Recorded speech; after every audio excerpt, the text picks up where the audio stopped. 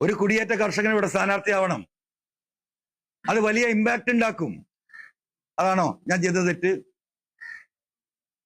ഇപ്പൊ എല്ലാരും സ്ഥാനാർത്ഥി നിശ്ചയിക്കണ്ടല്ലോ. ഒരു മലയോര കുടിയേറ്റ കർഷകൻ ആരെങ്കിലും പരിഗണിച്ചോ?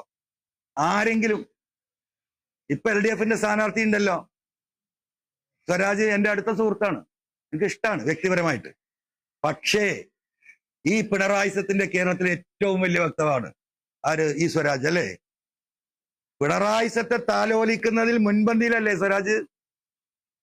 ഈ വന്യമൃഗ പ്രശ്നങ്ങൾ മുഴുവൻ, ഞാൻ നിലമ്പൂർക്കാരനാന്ന് പറയുന്നുണ്ടല്ലോ, ഈ വന്യമൃഗ വിഷയങ്ങൾ മുഴുവൻ ഉണ്ടായിട്ട് നിലമ്പൂരിലേക്ക് കടന്നു വന്ന് ഈ ഗവൺമെന്റിനടുത്ത് പോരായ്മയുണ്ടെന്ന് സൂചിപ്പിക്കാനെങ്കിലും ഈ പറയുന്ന സ്വരാജ് തയ്യാറായിട്ടുണ്ടോ? നിലമ്പൂരിലെ ജനങ്ങളൊന്ന് പറയട്ടെ, ജനങ്ങളൊന്ന് പറയട്ടെ. ഉണ്ടായിട്ടില്ലല്ലോ. ഈ ജില്ലാ പോലീസ് സൂപ്രണ്ട് ഈ കോലത്തിൽ ഒരു ജനവിഭാഗത്തെ ഇങ്ങനെ വക്രീകരിച്ച് ക്രിമിനലുകളാക്കുമോ? ലോകത്തിലെ എല്ലാ കാര്യങ്ങളും സംസാരിക്കുന്ന സ്വരാജ് ഒരു വട്ടം ഒരു ഫേസ്ബുക്ക് പോസ്റ്റ് പോലീസിന്റെ നടപടി ശരിയല്ല എന്ന് പറഞ്ഞോ? സ്വരാജ് സംസാരിക്കും പലസ്തീനിലെ മുസ്ലിങ്ങൾക്ക് വേണ്ടി. മുടക്കൊന്നുമില്ലല്ലോ. പലസ്തീനിലെ മുസ്ലിങ്ങൾക്ക് വേണ്ടി, ലോകത്ത് ഉണ്ട് എന്ന് പറയുന്ന ഇസ്ലാമോഫോബിയക്ക് എതിരെ അല്ല, ഇന്ത്യയിൽ നടക്കുന്ന, മലപ്പുറത്ത് നടക്കുന്ന, മൂക്കിന്റെ ചോട്ടിൽ നടക്കുന്ന നിലമ്പൂരിലെ വിഷയത്തിൽ പോലും മൂപ്പര് പ്രതികരിക്കൂല. അപ്പം ഈ പറയുന്ന 921 നടന്ന കാര്യങ്ങളൊക്കെ പ്രസംഗിക്കും. അതിപ്പം CPM ചെയ്തുകൊണ്ടിരിക്കരുത്. CPM എന്താ പറയാ, EMSന്റെയും AKGയുടെയും കൃഷ്ണപിള്ളയുടെയും ഒക്കെ വലിയ സേവനങ്ങൾ, ഇവിടുത്തെ ഭൂപരിഷ്കരണ നിയമങ്ങൾ അവരൊക്കെ പറയും, മുടക്കില്ലല്ലോ. ഇപ്പൊ ഇവിടുത്തെ ആശാ തൊഴിലാളികൾക്ക് 100 രൂപ കൊടുക്കാൻ നിങ്ങൾ തയ്യാറുണ്ടോ? CPM, ഈ ഗവൺമെന്റ് തയ്യാറുണ്ടോ? അപ്പൊ പഴയത് പറയാ, ആ പാവങ്ങൾ ഇപ്പോഴും തെണ്ടുക. എവിടെ എത്തി എനിക്കറിയില്ല. ജാഥ പോയിക്കൊണ്ടിരിക്കുക, പട്ടണി ജാഥ. അതിനെക്കുറിച്ച് പറയില്ല. അപ്പോ അന്നത്തെ കാര്യം പറയും. മനസ്സിലായില്ലേ? നിലമ്പൂരിൽ നടക്കുന്ന കാര്യം പറയില്ല. ഒരു പ്രളയം ഉണ്ടായല്ലോ നിലമ്പൂരിലല്ലേ, തലകുത്തി മറിഞ്ഞല്ലോ, നിങ്ങൾ കണ്ടതാണല്ലോ. സ്വരാജ് നിങ്ങൾ ആരെയും കണ്ടിരുന്നോ? നിലമ്പൂർക്കാരന് പോത്തല്ലിൽ മുപ്പര പഞ്ചായത്തിലാ, അദ്ദേഹത്തിന്റെ പഞ്ചായത്തിലാ. ഒരു ഫോട്ടോയിൽ കാണിച്ചു തരാൻ പറ്റും? ഒറ്റ ഫോട്ടോയില്, ഒരു വീഡിയോയില് എങ്ങനെയാ ദുരന്തത്തെ PV അൻവറും ജനങ്ങളും കേരളത്തിലെ ജനങ്ങളും നേരിട്ടത്? ഒരാൾക്ക് പ്രശ്നമുണ്ടോ? ഒരാൾക്ക്? 10,000 ജില്ലാനം വീട്ടിൽ വെള്ളം കയറി, 500ഓളം വീടുകൾ തകർന്നു, 1000ഓളം വീടുകൾ ഭാഗികമായി തകർന്നു. 6 മാസം കൊണ്ട് പ്രശ്നം തീർത്തോ? 6 മാസം കൊണ്ട്. അന്നും കൊടുത്തത് വീട് പോയതിന് 4 ലക്ഷം, ഭൂമിയും വീടും പോയതിന് 10 ലക്ഷമാണ്. ആ പൈസ നിങ്ങൾ അവിടെ നിന്ന് ചെല്ലു, വഴിക്കടവില് ആൾക്കാരെ പോക്കറ്റിൽ ഇട്ട് കൊടുത്തു PV അൻവർ. മനസ്സിലായോ? 4 ലക്ഷത്തിന് ആ നാട്ടുകാരെ കണ്ട് പലരും എനിക്ക് സ്പോൺസർ ചെയ്ത് ഭൂമി 4 ലക്ഷം ഫ്രീ.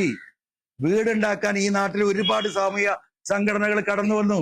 അവർ വീടുണ്ടാക്കി കൊടുത്തു, സുന്ദരമായ വീടുകൾ.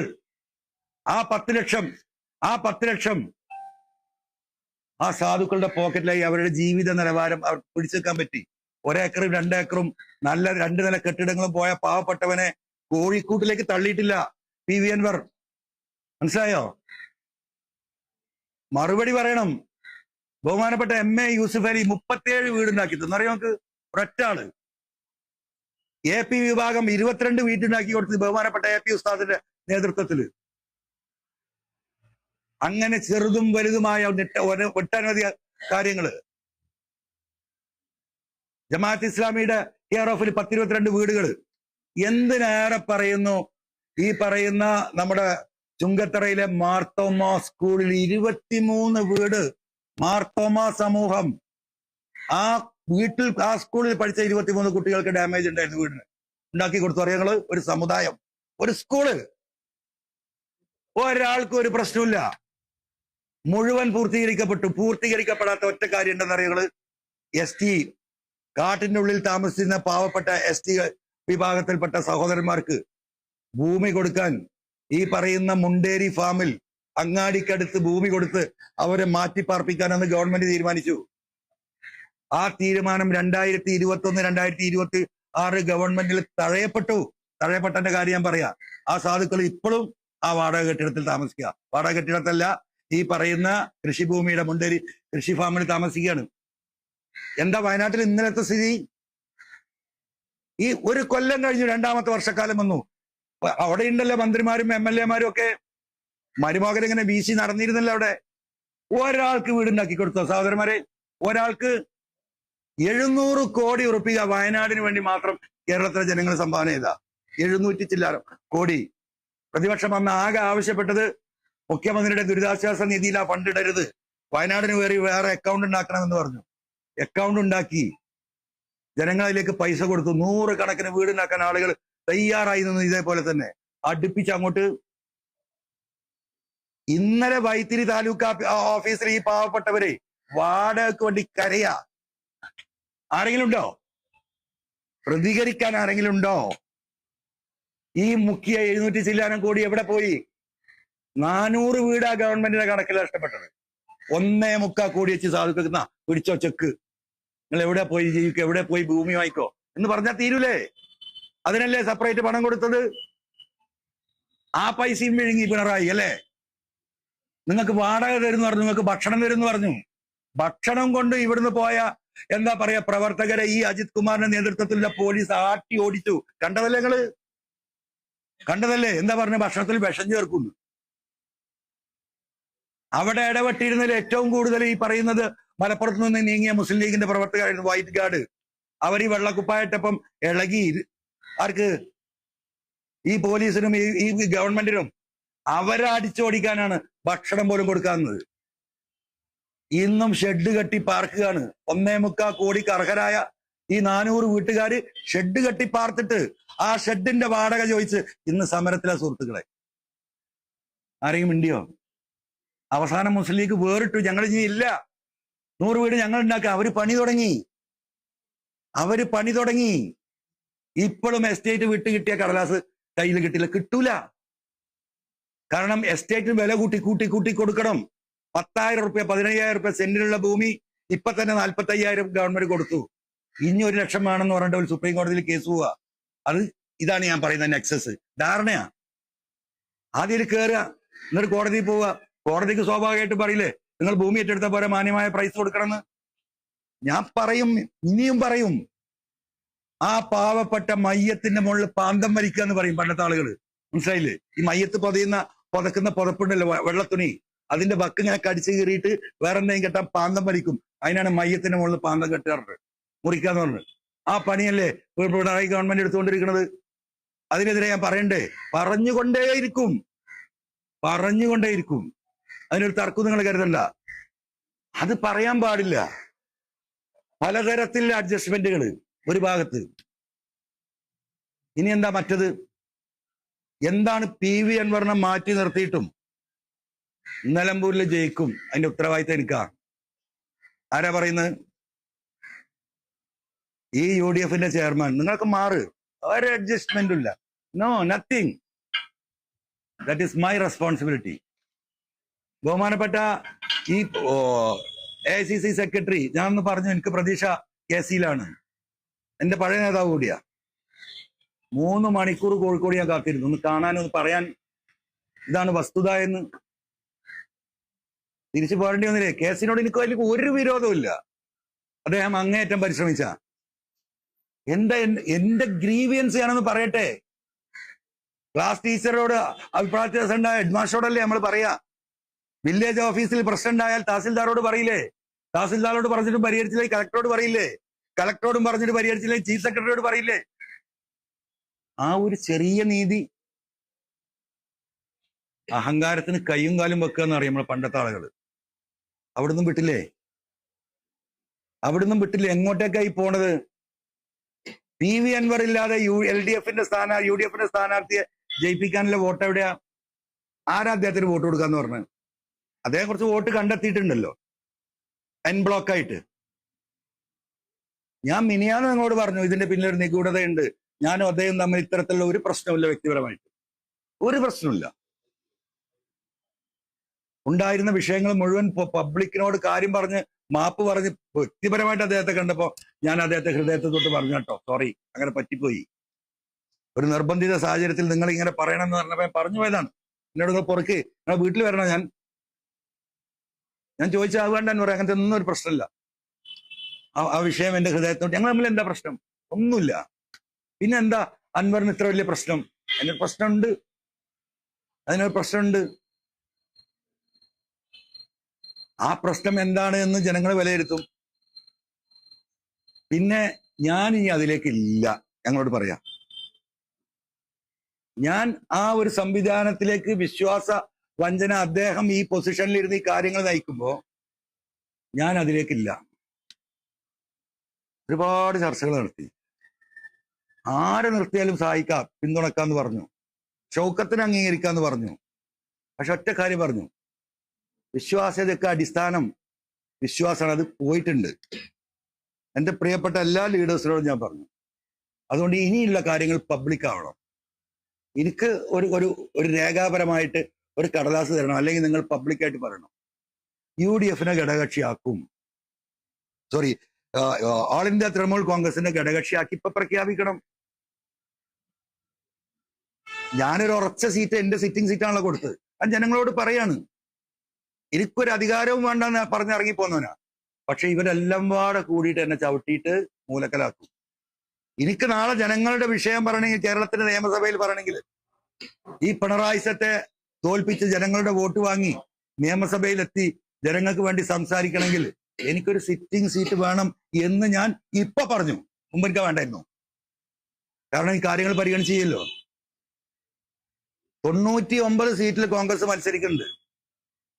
എത്ര വിന്നിംഗ് റേറ്റ്? 21 സീറ്റ്, 22 സീറ്റ്, 16-ലും 21-ലും. കണക്കൊന്ന് പരിശോധിച്ച് നോക്കൂ നിങ്ങള്. എന്ന് പറഞ്ഞാൽ കോൺഗ്രസിന്റെ 75% സ്ഥാനാർത്ഥികളും 2 തെരഞ്ഞെടുപ്പിലും തോറ്റതാണ്. എനിക്ക് ആ തോറ്റ സീറ്റുകളിൽ പല സ്ഥലത്തും വിജയിപ്പിക്കാൻ കഴിയും. അതിന് പറ്റിയ സ്വതന്ത്ര സ്ഥാനാർത്ഥികളുണ്ട്, അതിനെതിരെ നിർത്താൻ പറ്റുന്ന ശേഷിയുള്ള പലരും എന്റെ കയ്യിലുണ്ട്. നിങ്ങൾ തോറ്റ 5 സീറ്റ് താ, ഒരു നിലക്കും നിങ്ങൾ വിജയിക്കാത്ത മലമ്പുഴ ഞാൻ ഏറ്റെടുക്കാം. ഞാൻ പറഞ്ഞു നോക്കി, തീരുമാനം വേണം. ഒന്നും ചെയ്യാറില്ല. അപ്പൊ ഞാൻ അവസാനം പറഞ്ഞു, ഞാൻ വിട്ടു, നിങ്ങൾ എനിക്കൊരു സീറ്റ് പറ, ഒറ്റ സീറ്റ്, ബാക്കിയൊക്കെ വിട്, മറ്റേ ഘടകകക്ഷി വിട്, അസോസിയേറ്റ് അസോസിയേറ്റ്. ഞാനത് സമ്മതിക്കാൻ വേണ്ടി പറഞ്ഞാൽ കേട്ടോ, ഞാൻ അതിന് മൂളാനല്ല പറഞ്ഞത്. നിങ്ങളൊരു സീറ്റ് പറയാന്ന് പറഞ്ഞു. ഇവരെന്താണ് ഇവരുടെ മനസ്സിലെന്നറിയണല്ലോ. അപ്പൊ പറയാ, നിങ്ങൾക്ക് എവിടെയും മത്സരിക്കാലോ, 140 സീറ്റില്ലേ, എവിടെയും മത്സരിക്കാലോ, അത് നമുക്ക് തീരുമാനിക്കാം, അതിന് പ്രശ്നമൊന്നുമില്ല. ഞാൻ പറഞ്ഞു പറ്റൂല, മുമ്പ് റെഡിയായിരുന്നു, ഇപ്പൊ പറ എനിക്ക് ഏത് സീറ്റ് തരും. മുസ്ലിം ലീഗ് സീറ്റ് തരേണ്ട കാര്യമില്ല, കോൺഗ്രസിന്റെ സീറ്റാണ് നിലമ്പൂര്, കോൺഗ്രസിനാണ് എന്റെ സീറ്റ് ഞാൻ കൊടുക്കുന്നത്. കോൺഗ്രസ് ആണല്ലോ തരേണ്ടത്. അത് മുസ്ലിം ലീഗിന്റെ നേതൃത്വം അത് പറഞ്ഞപ്പോ എനിക്കത് ന്യായമാണെന്ന് തോന്നി. 100% ന്യായമല്ലേ ലീഗ പറഞ്ഞത്. എന്റെ സീറ്റ് കൊടുക്കുന്നത്, ജനങ്ങൾ എനിക്ക് തന്ന സീറ്റ് കൊടുക്കുന്നത് ആർക്കാ? കോൺഗ്രസിനാണ്. 99 സീറ്റിൽ ഇത്രയും സീറ്റ് ഉണ്ടല്ലോ, ഒരു സിറ്റിംഗ് സീറ്റ് കേരളത്തിൽ എവിടെയും പറയും. അപ്പോ എന്നോട് എന്താ പറയാ, വളരെ ഉത്തരവാദിത്തപ്പെട്ടതല്ല, എന്നോട് സ്നേഹമുള്ള ആളാട്ടോ, പക്ഷെ അയാൾക്ക് നിർത്തിയിട്ടുണ്ട്.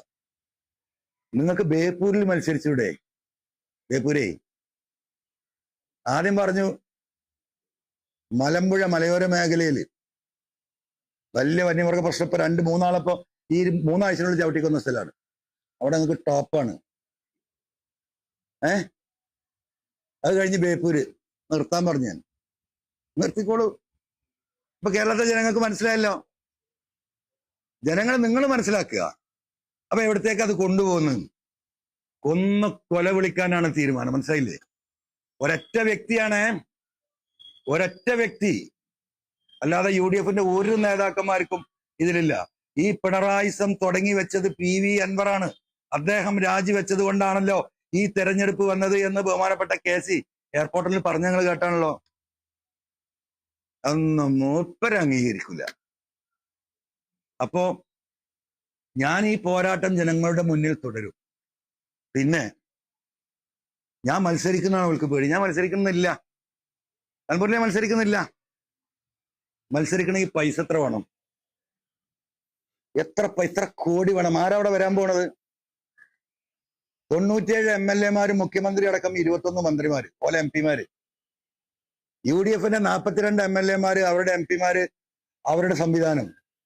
കോടികൾ ഇങ്ങനെ പൊടിക്കുന്നത് എന്റെ കണ്ണുകൊണ്ട് കണ്ടതാ ഞാൻ. ചേലക്കര ഒരു ബൂത്തിൽ 4-5 ലക്ഷം ചെലവാക്കിയിരുന്നു. മരുമോന്റെ ഒരു സംഘടന വരും തിരുവനന്തപുരത്ത്, ഇവിടുന്ന് കോഴിക്കോട് നിന്ന് തിരുവനന്തപുരത്തുനിന്ന്. ഇപ്പൊ തന്നെ എല്ലാ സ്ഥലത്തും ഓഫീസായിട്ടുണ്ടാവും. അതേപോലെ പ്രതിപക്ഷ നേതാവിന്റെ കൂടെ വേറൊരു സംഘടന വരും. ഇവരങ്ങോട്ട് ഇടിച്ച് തമർത്തി പോവല്ലേ. ഒരു 3 ലക്ഷം മിനിമം ഒരു ബൂത്തില് ചെലവാക്കണമെങ്കിൽ കോടി എത്ര വേണം? കോടികൾ വേണം. അവർ 10 ലക്ഷം ചെലവാക്കണം. ഇപ്പൊ ഈ നാഷണൽ ഹൈവേയിൽ തന്നെ 2000 കോടി പറഞ്ഞിട്ടാണല്ലോ ഇങ്ങനെ ഇടിഞ്ഞു വീണത്. തിരിഞ്ഞു നോക്കാതെ. അത് അടിയിൽ കൂടെ വന്നോ മേലെ കൂടെ വന്നോ ദുബായി പോയിട്ട് ലാൻഡ് ചെയ്തോ ഒന്നും നമുക്ക് ആർക്കും അറിയില്ല. ഒരു പ്രശ്നവുമില്ല. ഒറ്റ ദിവസം പ്രതിപക്ഷം ഇങ്ങനെ വന്നിട്ടോ ഇടിഞ്ഞു വീണത് ശരിയല്ല കേട്ടോ. പിന്നെ ആരെയും കാണുന്നില്ല. ജനങ്ങളോ ഈ പറയുന്ന എന്താ പറയാ കാസർഗോഡും കണ്ണൂരും ഒക്കെ റോഡ് പോയിട്ട് മലയിൽ കൂടെ കയറി ഇറങ്ങിയ ആൾക്കാർ. കാരണം പണ്ട് പോയിന്റെ റോഡ് ഇങ്ങനെ കട്ട് ചെയ്ത് ഇറക്കിയിട്ട് അതിന്റെ മേലെ കൂടെ ഇങ്ങനെ നോക്കിയാൽ പടച്ചോരെ അതിന് നല്ലത് മല കയറി ആളുകൾ നടക്കുന്നു പോലും ഇല്ല. വല്ല പ്രശ്നമുണ്ടോ? കോടികൾക്ക് എന്റെ കയ്യിൽ ഒരു ചുക്കില്ല. പൈസ വേണ്ടേ തെരഞ്ഞെടുപ്പിൽ മത്സരിക്കണമെങ്കിൽ? ഒരു പൈസ അല്ല. ഞാൻ ആകെ കടക്കാരനവരപ്പം കൂടിയേറ്റങ്ങള് ഈ കേരളത്തിൽ ഏറ്റവും കൂടുതൽ സ്വത്ത് വെളിപ്പെടുത്തി ഞാനാണ് നമ്പർ 1 എന്ന് പറഞ്ഞിട്ട് ഇപ്പോഴും ഇങ്ങനെ ടി വിയിൽ വരുമ്പോ ഞാൻ ഇങ്ങനെ ചിരിക്കും. പടച്ചോനെ എന്താ ഇതിന്റെ കഥ? മനസ്സിലായോ? ഒരു പൈസ അല്ല. എന്നെ തകർത്ത് തരിപ്പണമാക്കിയില്ല ഇവരൊക്കെ പാടെ കൂടിയിട്ട്. ഈ പറയുന്ന നിലമ്പൂരിലെ ചിലരും ഞാൻ ഈ സൂചിപ്പിക്കുന്ന ആളുകളും തന്നെയാ ഇത് തകർത്ത് ഒരു ലോകം മുഴുവൻ കേസ് കൊടുത്ത്. ഇപ്പൊ എത്ര കേസ് അറിയോ? റവന്യൂ കേസ് ഹൈക്കോടതിയിൽ പൂജ്യമാക്കി. 100 റുപ്യ വരുമാനം ഉണ്ടായിരുന്ന PV അൻവർ 100 റുപ്യ വരുമാനമില്ല, ലക്ഷങ്ങൾ വരുമാനം ഉണ്ടായിരുന്ന അൻവറിന് പൂജ്യത്തിലാക്കി. പലതും ജപ്തിന്റെ വക്കിലാ. നാളെ രാവിലെ ജപ്തി വരുമോ എനിക്കറിയില്ല. ഒക്കെ ജപ്തി നോട്ടീസിൽ നിൽക്കുകയാണ്. നാളെ വേണമെങ്കിൽ ജപ്തി ഇഷ്യൂ ചെയ്യാം. PV അൻവറിനെ തകർക്കാം. എങ്ങനെയാ തകർന്നത്? ഈ ജനങ്ങൾക്ക് വേണ്ടി പറഞ്ഞു നടത്തിയ പോരാട്ടം അറിയോ നിങ്ങൾക്ക്? ഇവിടുത്തെ IPS ലോബി, ഇവിടുത്തെ IAS ലോബി, ഇവിടുത്തെ IFS ലോബി, ഇവിടുത്തെ RSS, കേന്ദ്ര ഗവൺമെന്റ്, LDFിലെ തന്നെ ചില ഘടകകക്ഷികളെ ചില ആളുകള്, ഈ പറയുന്ന സംഘം, ഇവരൊക്കെ കൂടി ചേർന്ന് ഞെക്കി ഇന്ന് ഇല്ലാണ്ടാക്കി വട്ടപൂജ്യത്തിലാക്കി. ഒരു 10,000 റുപ്യക്ക് ചിലപ്പോ ബുദ്ധിമുട്ട് അറിയോ നിങ്ങൾക്ക്? ഒരു ദിവസം 3 കുപ്പായിടുന്നവരാ. ഞാൻ ഈ ഷർട്ട് ഇന്നലെ അറിയോ നിങ്ങൾക്ക്? ഇതിൽ അഴുക്കൊന്നും ആയിട്ടില്ല. ഒരു ഷർട്ടും കൊണ്ട് ഇറക്കി കിട്ടണമെങ്കിൽ 60 റുപ്യ വേണം. അത് കോടികൾ PV അൻവറിന്റെ കയ്യിലുണ്ടായിരുന്നൊന്നും അങ്ങനെ തന്നെയാ. ഇതല്ല. അപ്പൊ രാവിലെ ആ സ്ത്രീപ്പെട്ടി ഒന്നും ഇങ്ങനെ ആക്കിയാൽ ആ 60 റുപ്യ ഏതെങ്കിലും സാധനം കൊടുക്കാലോ. കൊടുത്തൂടെ? ഞാൻ ഈ ബിസിനസ് ക്ലാസ്സിൽ ആ ക്ലാസ്സിലൊന്നും ഞാൻ യാത്ര ചെയ്യില്ല. ഇവിടുന്ന് 12,000 റുപ്യ 15,000 റുപ്യയുടെ ദുബായിലെത്തും. ആ ബിസിനസ് ക്ലാസ്സിൽ ഇരിക്കണമെങ്കിൽ 30,000 40,000 കൊടുക്കണം 3-4 മണിക്കൂറിന്. ഞാൻ ആ സാധാരണക്കാരുടെ അടിയിൽ പോയി എനിക്ക് കൊടുക്കാൻ പൈസ ഇല്ലായിട്ടല്ല. ആ പൈസ ഉണ്ടെങ്കിൽ ഏതെങ്കിലും ഒരു സാധു വരുമ്പോൾ കൊടുക്കാം. ഏതായാലും ആകെ കട. അപ്പൊ ഈ രാവിലെ ഈ വാതിൽ തുറക്കാൻ പേടി. എനിക്കറിയാങ്ങള് മനുഷ്യന്മാർ ഇവിടെ ഉണ്ടാവും. എന്താണ് ഓരോ ദുരന്തമായിട്ട് വരിക. ഇപ്പോഴെന്താ PV അൻവർ ഭയങ്കര മലയാളിയല്ലേ? കടം വാങ്ങി സഹായിക്കാൻ തുടങ്ങിയിട്ട് കൊല്ലങ്ങളായി. വിത്തെടുത്ത് കുത്തി തിന്ന് വിത്തും കഴിഞ്ഞു.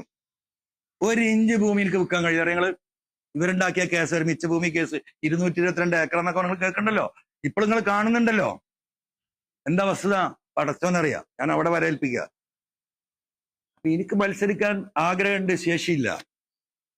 ആഗ്രഹമുണ്ട്, ശേഷിയില്ല. അപ്പൊ ഞാൻ ഈ ജനങ്ങളോട് ഇപ്പൊ എന്താ പറഞ്ഞ, അൻവറിന്റെ രാഷ്ട്രീയം ഇപ്പൊ ഈ മുന്നണിയിൽ വന്നില്ലെങ്കിൽ അവസാനിക്കുന്നതാണ്. ഞാൻ പോലെ രാഷ്ട്രീയം കണ്ടിട്ടല്ല. ഭൂരിപക്ഷത്തെ കണ്ട് ഭയപ്പെടരുത്, നീ നീതിയോടൊപ്പം നിൽക്കണം എന്ന് പറഞ്ഞോടത്ത് നിൽക്കും. ഞാൻ ഈ പച്ച പാവപ്പെട്ട സാധുക്കളെ കണ്ടിട്ടാ. അപ്പൊ മത്സരിക്കണം, ഇതിനെ പോരാടണം എന്ന് എന്നെ സ്നേഹിക്കുന്ന ആളുകൾ എന്നെ അടുത്ത് വന്ന് പറയുന്നുണ്ട്. അതിൽ ഗതിയില്ലാത്തവർ വരെ പറഞ്ഞ അന്നോടൊക്കെ ഞാനൊരു 25,000 റുപ്യ ഉണ്ടായിത്തരാം, ഞാൻ 50,000 ഉണ്ടായിത്തരാം, ഞങ്ങളൊക്കെ പാടെ കൂടിയിട്ട് 2 ലക്ഷം ഉണ്ടായിത്തരാം. ആരാ ഈ പാവപ്പെട്ടെ ഈ തൊഴിലാളികൾ വന്നിട്ട് പറയാ? നിലമ്പൂരിന്ന് വിളിക്കുകയാണ്, ഈ വാർഡിലെ കാര്യം ഞങ്ങളെ ഏറ്റ്, നിങ്ങൾ ഇങ്ങോട്ട് വരും വേണ്ട, പൈസയും തരണ്ട. മനസ്സിലായോ? അപ്പൊ അതുപോലെ അറിയാം. ആർക്കറിയാം? 2 കൂട്ടർക്കും അറിയാം. അൻവറിന്റെ ബാങ്ക് ബാലൻസ് എന്താണ്, സ്ഥിതി എന്താണെന്നില്ല എല്ലാവർക്കും അറിയാലോ. അപ്പൊ ഇതൊക്കെ ഇങ്ങനെ തള്ളുകയാണ്. ഇവൻ ഒരു ചുക്കും ചെയ്യില്ലെന്ന് എനിക്കറിയാം. അത് രണ്ടാമത്തെ ഭാഗം. അപ്പോ ഇനി എനിക്ക് മുന്നോട്ട് പോകണമെങ്കിൽ ഞാൻ വികലാംഗനാണ്, നിസ്സഹായന. ഈ രണ്ട് കൂട്ടരുടെയും കരാള ഹസ്തത്തിൽ ഇങ്ങനെ ഞെക്കിയിട്ട് അങ്ങോട്ട് പീക്കിയിട്ട് അങ്ങോട്ട് പുറത്തേക്ക് എറിയുമല്ലോ. എന്നാലും ജീവനാണ് ഇപ്പൊ ആകെ ബാക്കിയുള്ളത്. മനസ്സിലായി? വെറും ജീവൻ മാത്രമാണ് ബാക്കിയുള്ളത്. ആ ജീവൻ വെച്ചിട്ട് എന്ത് ചെയ്യാൻ പറ്റും എന്നുള്ളത് ഈ പാവട്ട മനുഷ്യന്മാരുമായിട്ട് ഞാനൊന്ന് ആലോചിച്ചോട്ടെ. അതുകൊണ്ട് ഇപ്പം ഇതാണ് സ്ഥിതി. എനിക്ക് വേറെ ഒന്നും പറയാനില്ല. ജനങ്ങൾ ആലോചിക്കട്ടെ, തീരുമാനിക്കട്ടെ.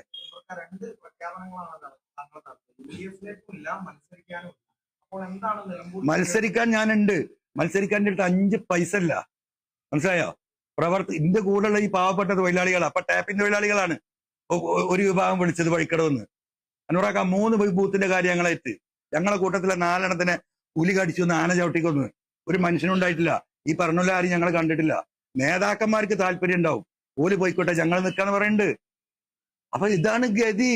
ഞാൻ എന്ത് ചെയ്യും? 100%. വി.ഡി. സതീശൻ മാത്രമല്ല, ആ വി.ഡി. സതീശന് എന്നോട് വ്യക്തിപരമായിട്ട് ഒരു അഭിപ്രായ വ്യത്യാസമില്ലെന്ന് എനിക്കറിയാം.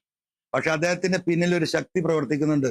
പി.വി. അൻവർ ഇല്ലാതെ അവിടെ ജയിപ്പിച്ച് കയറ്റി കൊടുക്കാമെന്നും അതോടുകൂടി പി.വി. അൻവറിന്റെ രാഷ്ട്രീയം ഈ അധിക പ്രസംഗം അവസാനിക്കണമെന്ന് ആഗ്രഹിക്കുന്ന ഒരു വിഭാഗത്തിന്റെ പിന്തുണ അദ്ദേഹത്തിന് ഉണ്ടോ എന്ന് ഞാൻ സംശയിക്കുന്നു. ഞാൻ അത് അന്വേഷിച്ചുകൊണ്ടിരിക്കുന്നു. അതിന്റെ കൃത്യമായ വിവരം കിട്ടിയ കേരളത്തിലെ ജനങ്ങളോട് ഞാൻ പറയും. ഞാൻ ഇനി ഇല്ല, UDF-ലേക്ക് ഞാനില്ല. ഈ ഒരു ഘട്ടത്തിൽ UDF-ലേക്ക് ഞാനില്ല. പ്രഖ്യാപിത നയാണ്. മനസ്സിലായില്ലേ? ഞാനില്ല കേട്ടോ. ഇനി എന്നെ ദയവായിട്ട് ഒരു നേതാക്കന്മാരും വിളിക്കരുത്. ഒരു സമുദായ നിങ്ങളോടൊക്കെ അങ്ങേ അറ്റത്തെ ബഹുമാനമുണ്ട്, ആദരവുണ്ട്. എന്നെ സ്നേഹിച്ച നിലമ്പൂരിലെയും കേരളത്തിലെയും കോൺഗ്രസ്സുകാരോടും ലീഗുകാരോടും സഖാക്കൾ എന്നെ വിളിക്കുന്നുണ്ട്. നിങ്ങൾ വരി, ഞങ്ങൾ ഇവിടെ ഉണ്ട് എന്ന് പറഞ്ഞിട്ട്. ആ പാവപ്പെട്ട തൊഴിലാളികളായ സഖാക്കളോട് എനിക്ക് കടപ്പാടുണ്ട്. പക്ഷെ എനിക്ക് ശേഷിയില്ല.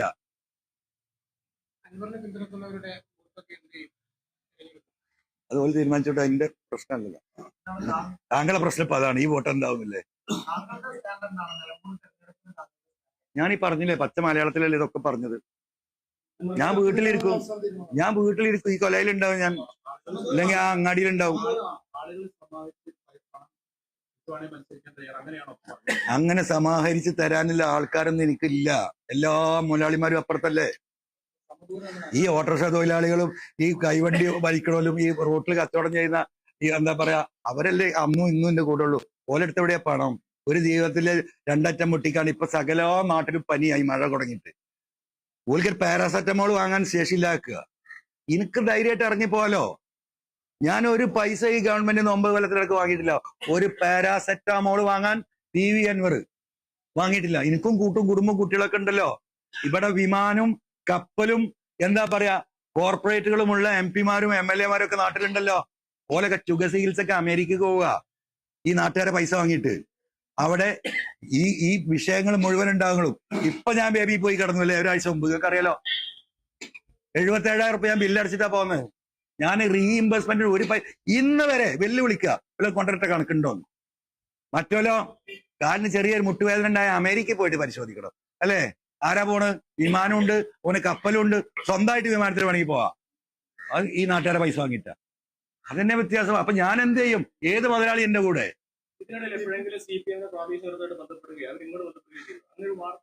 അതിന് വേറെ തന്തൊക്കെ എനിക്കണം. മനസ്സിലായില്ലേ? ഞാൻ തുടങ്ങി വെച്ച പോരാട്ടം പിണറായിസാണ്. അത് ഇവിടെ നിൽക്കാണ്. ആ പിണറായിസത്തോട് കൂട്ടിക്കെട്ടിയിട്ട് എന്നെ കൊല്ലാൻ നിൽക്കുന്ന ആളുകൾക്കെതിരല്ല പോരാട്ടം ഇനി ഉണ്ടാവുക.